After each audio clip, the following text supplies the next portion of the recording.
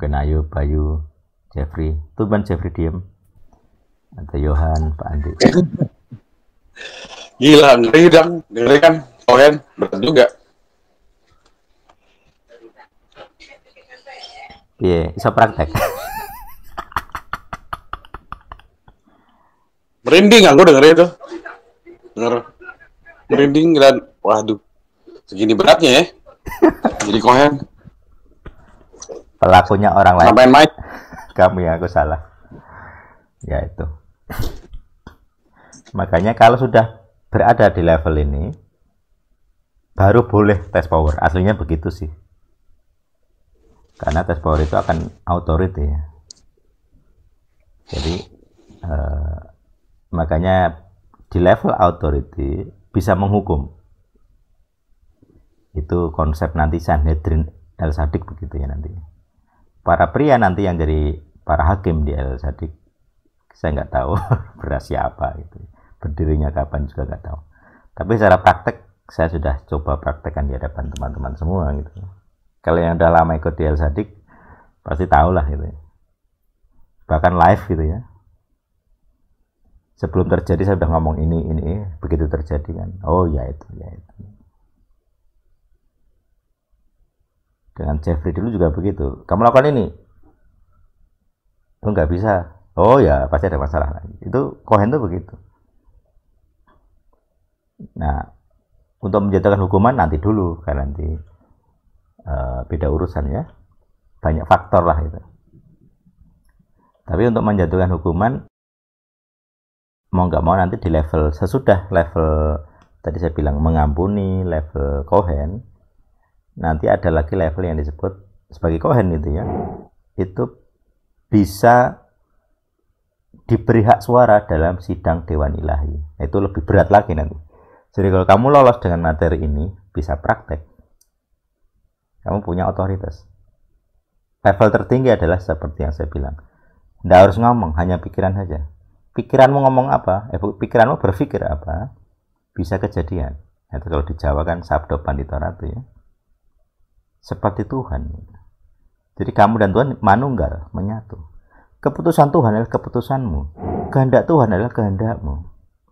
Tuhan marah, kamu marah. Tuhan senang, kamu senang. Nah sekarang pertanyaannya dibalik. Kalau kamu marah, Tuhanmu marah nggak? Ketika Yesus membalikkan meja penukar uang, Bapa di surga marah nggak? Seharusnya dia sinkron mereka ya. Mereka berdua sinkron. Tuhan di bumi marah, Tuhan di surga juga marah.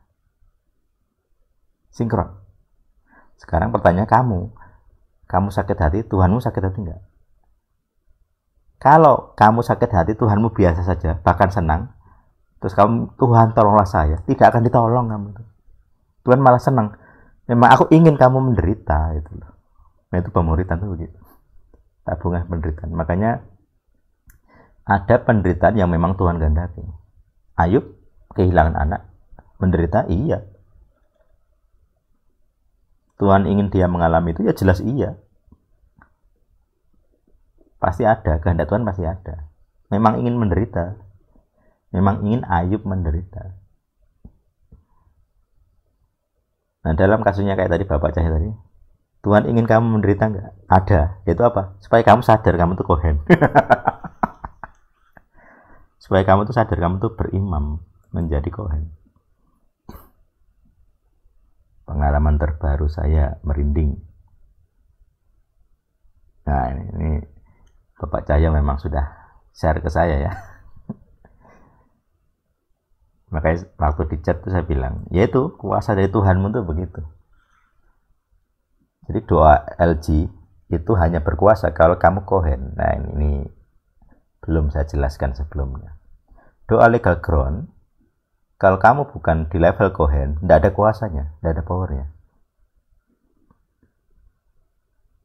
Termasuk tadi Bayu kalau salah ya jatuhnya. Apakah bisa orang-orang yang membuat sengsara anak saya itu dihukum dengan doa saya?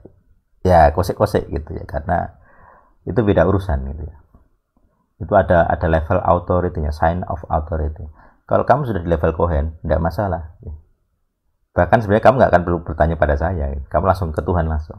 Tuhan ingin menghukum dia, kamu dilibatkan, kamu juga setuju, dia kena. Kohen itu begitu, langsung real time dengan Tuhan.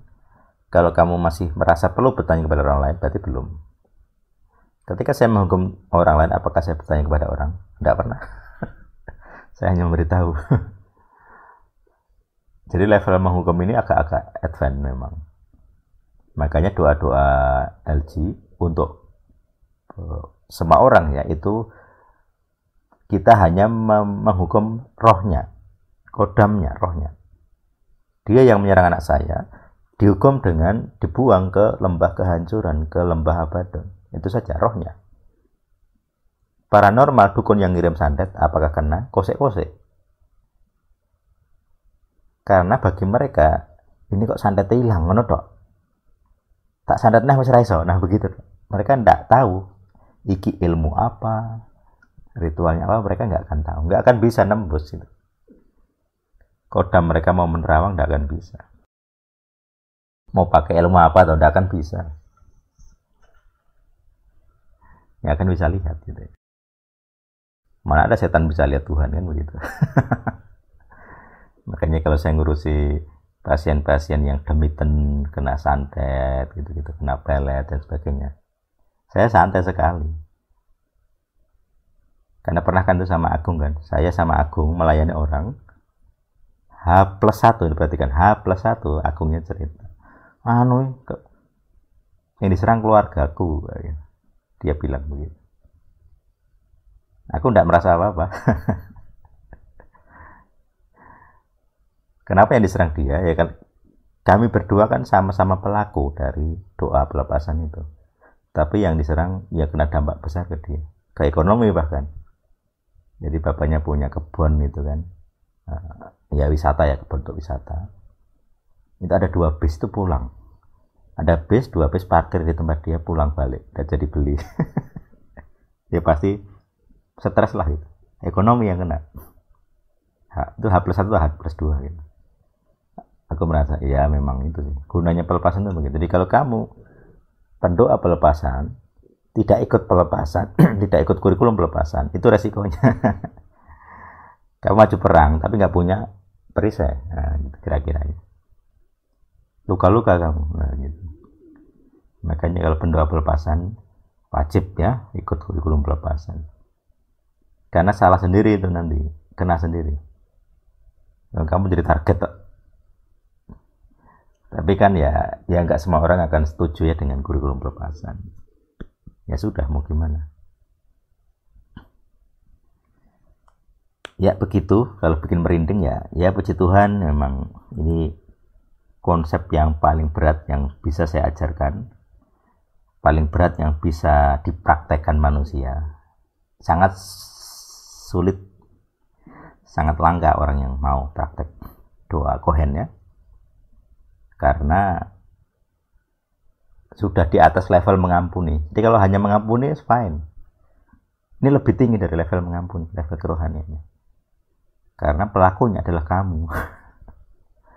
Padahal kamu korban, tapi kamu ternyata juga didakwa sebagai pelaku. Nah itu kan sulit. Dimengerti aja sulit, dipahami sulit. Tapi Yesus kan juga begitu. Yang salah umat manusia, yang didakwa dia, yang mati dia. Yang mati jasmani kan Yesus. Kita nggak perlu, saya nggak perlu mati jasmani. Sebagai apa? Sebagai hukuman dosa gitu. Yesus yang menggantikan. Jadi sekarang kalau ada orang nyantet, santai. Ada dosa, ya saya minta ampun di hadapan Tuhan, selesai dosanya. Hanya dampak dosanya yang kadang nggak tahu ya. Karena bisa dampak sosial, dampak ke negara.